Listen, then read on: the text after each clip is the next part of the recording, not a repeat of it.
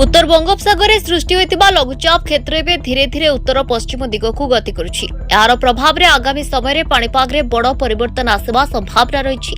पाणीपाग विभाग सूचना अनुसार उत्तर बंगोपसागर और यार संलग्न बांग्लादेश पश्चिमबंग उपकूल अंचल में थिबा सुस्पष्ट लघुचाप क्षेत्र में उपकूल पश्चिमबंग संलग्न बांग्लादेश और उत्तर पश्चिम बंगोपसागर अंचल में अवस्थित रही।